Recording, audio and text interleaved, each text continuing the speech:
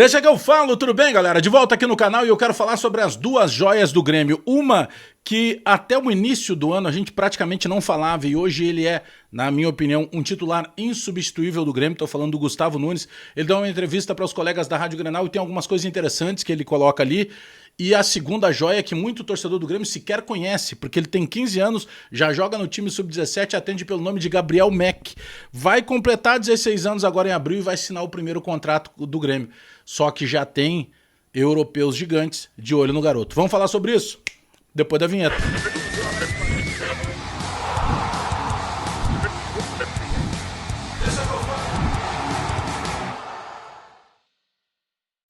Esse vídeo para KTO, né? Final de semana, dia útil, tem futebol, tem tênis, tem lutas, tem basquete, tem esportes da bola oval, futebol americano ou o próprio rugby.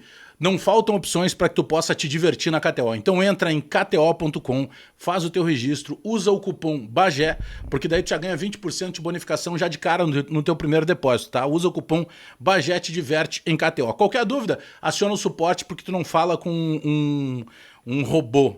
Tu não fala com um homem de lata, tu fala com um ser humano que resolve rapidamente qualquer dúvida que tu tenha.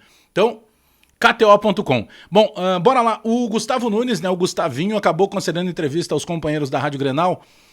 Foi ao ar, pelo menos, este domingo. Acredito até que a entrevista tenha sido gravada num outro momento. Mas ele chama a atenção pela... A gente começa a conversar e cobrar, às vezes, esses garotos... E a gente não se dá conta, né? O Gustavo Nunes tem 18 anos, né? E tem um momento da entrevista que ele até fala, né? O quanto foi difícil para ele, para qualquer pessoa seria, imagina, para um garoto, superar a perda da mãe, né? Ele chegou a passar na cabeça dele ali uma dúvida sobre jogar futebol ou não.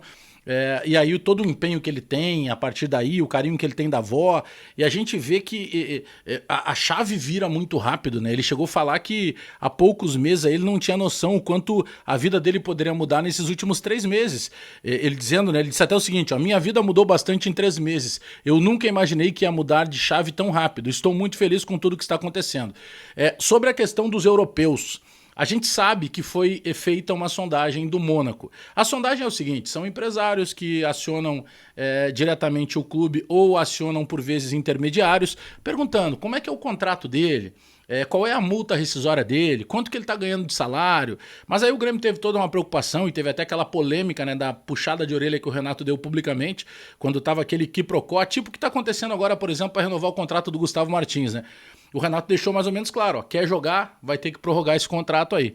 A gente até pode discutir se isso é legal ou não, mas, poxa, quem escala é o Renato.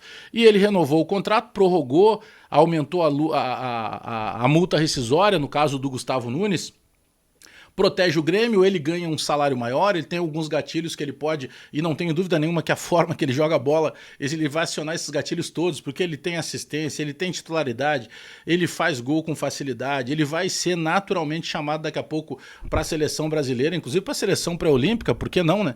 Porque afinal de contas a seleção olímpica, melhor dizendo, porque ele joga muita bola, mas enfim... E o Gustavo Nunes, ele falou até brincando que já jogou futebol contra o Renato, que perdeu, que ele sabe o quanto o Renato tá cuidando ele e, inclusive, ele gostou da comparação que o Renato fez entre ele e o Everton Cebolinha. Ele disse que se espelha também no estilo que o Cebolinha fazia, porque jogava muito parecido com ele, né? Velocidade pelo lado esquerdo, cortando para dentro, finalizando, fazendo gol, dando assistência e tal.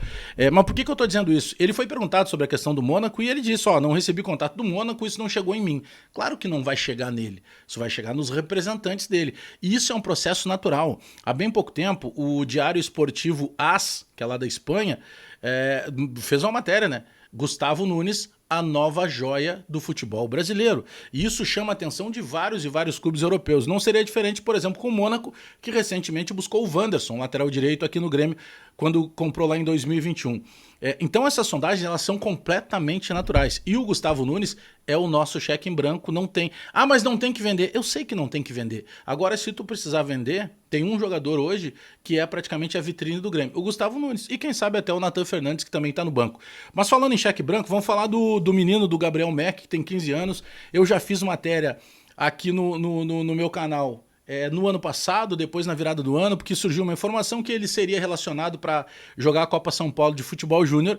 Na época eu mantive um contato com o Francesco Barletta, que é digamos que o gerente, o responsável, o supervisor geral da base do Grêmio, um cara muito competente.